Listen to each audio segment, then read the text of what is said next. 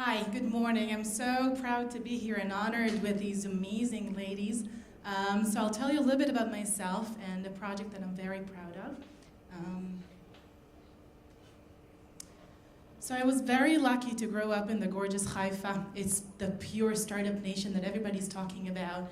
I grew up to a mother that was one of the founding team of Intel, and a dad who was an engineer. And I was surrounded by technology from basically day one. Most of my friends' parents worked to some extent in the tech industry, and I was brought up to know that I can do everything I want. So I was very lucky in that perspective. I grew up in one house, went to one school from first grade to 12th grade, so that was amazing.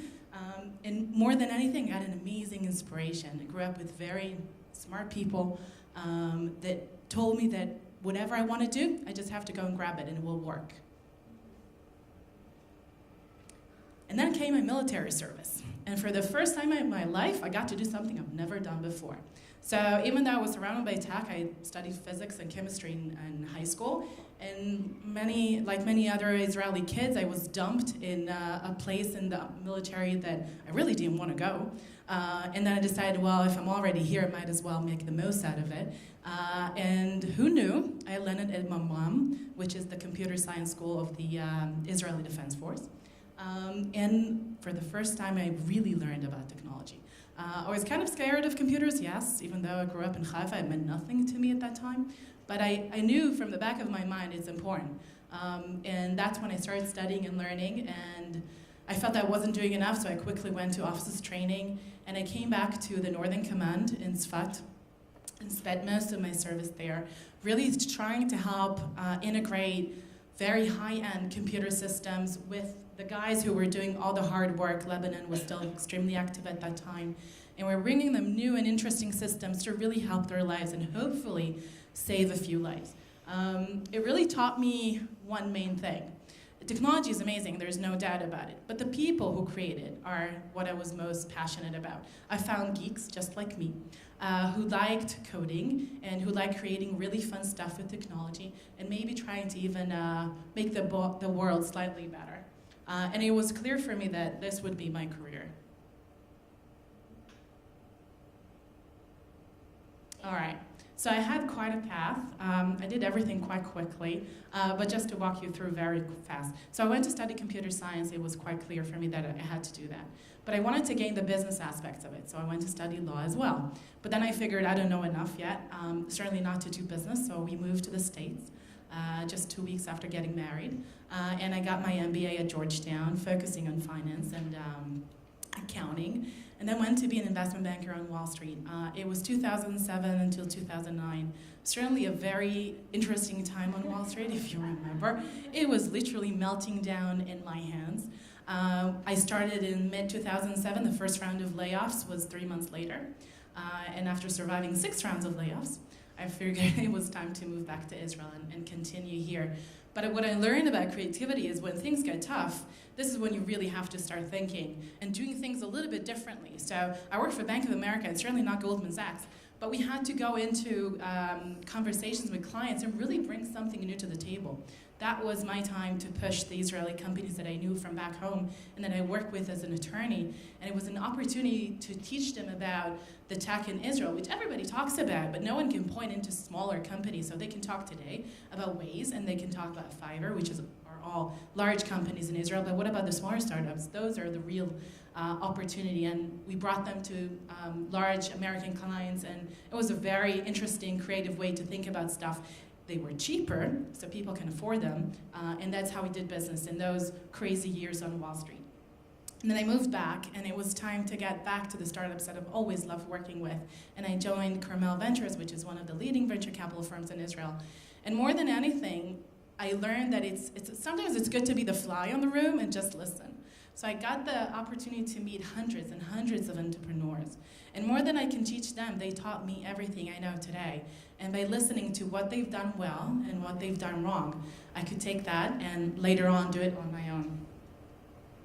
At the same time, I had to build my own family. And I'm a very proud mom of 2 small boys, Yair, who's 4, and Eitan, who's a year old.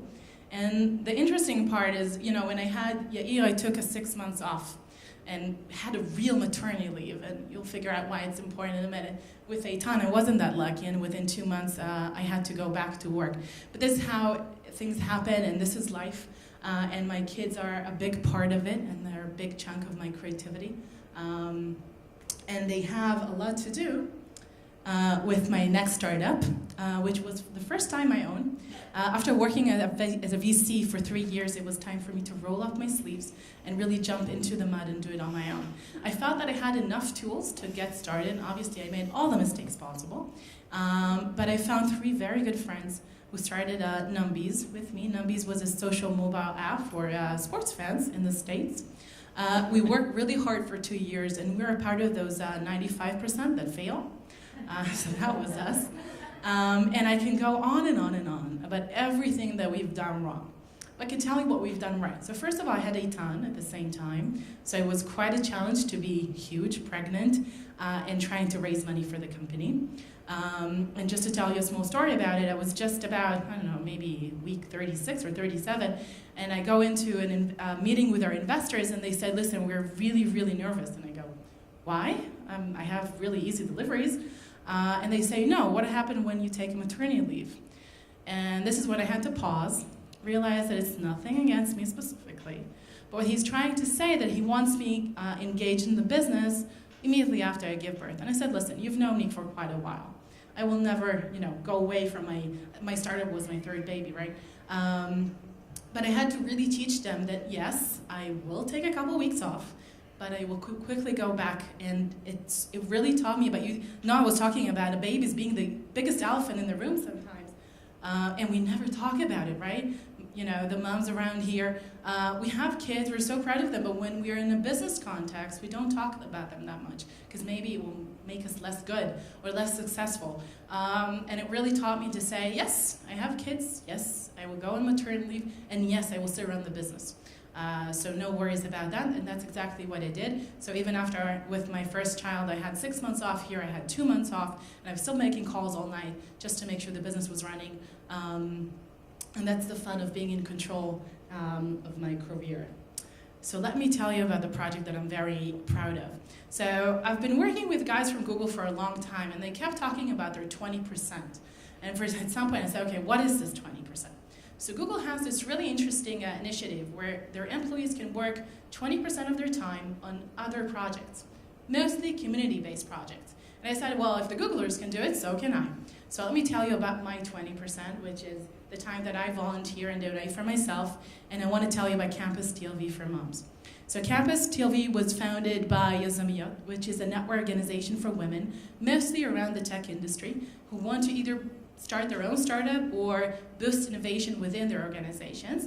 And it's a large community, it's probably 600 women right now in Israel. And together with Google, who's hosting the project, we started this amazing, what we call startup school for women on maternity leave. So for the first time, babies are actually allowed in the room, and they're very welcome. And these women can come with their kids. It's not an elephant anymore, and they can learn about startups and figure out how to get it done on their own, whether it's a real startup or innovation within their organization, and we give them all the basic tools. Can we flip to the video real quickly?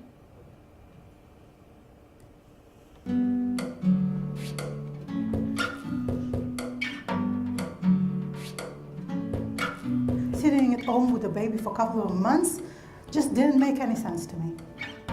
When I had my daughter Abigail, I decided to make the most of my maternity leave. And then I realized how cool would it be to launch a baby-friendly technological entrepreneurship course right here at campus. We had so many applications to join the course, we ended up with a great mix of entrepreneurs and ideas. I came with 16 years of knowledge in technology. I didn't know anything about the business. I'm learning legal, product, UX, all the issues that are critical for my startup right now.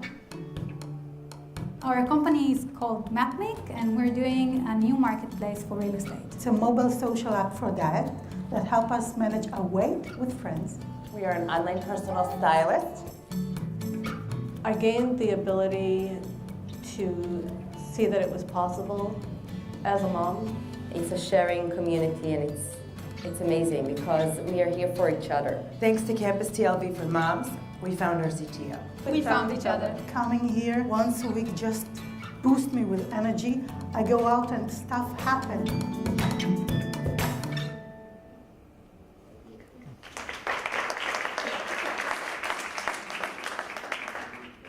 All right, so let me tell you a bit about the program. It's about 8 weeks long. It takes about 2.5 months.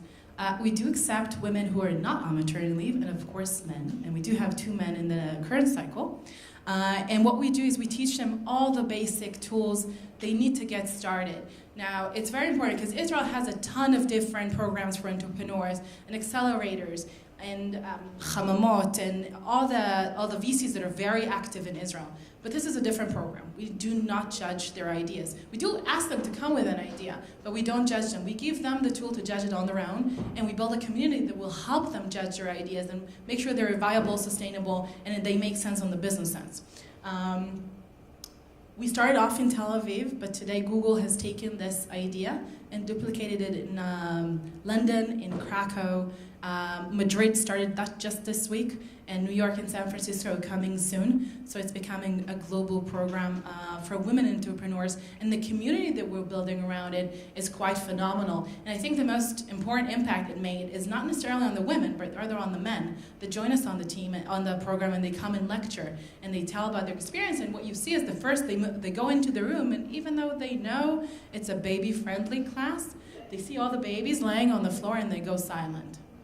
What is this? How do I do that? And yes, the babies are crying here and there. And then they pause, they think, and the first thing they do is they tell us about their kids. And if they don't have kids, it can be their nephews and their brothers, whatever. But they find the common denominator here in that we all have families and we have kids, and if we don't have them now, as Israelis, we probably want to have them in the future. And all of a sudden, those elephants go away. And yes, the babies cry here and there, and everybody is okay with that. And it's no longer this huge, huge elephant. And all hosted by Google. And obviously, we enjoy their network and do this, I think, completely innovative project of really bringing the babies into our lives and not taking them out.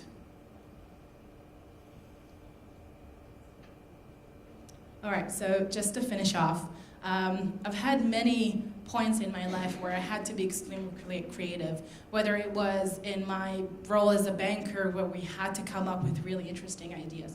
And at the end of the day, it was all about leveraging what we have at that point to make something new, something different, and definitely something better with what we have. And I love Sheryl Sandberg's quote, and I had to include it, because I was definitely a bossy kid. And it took officers training to figure out that I can do something active and proactive with that and not just be bossy. So thank you.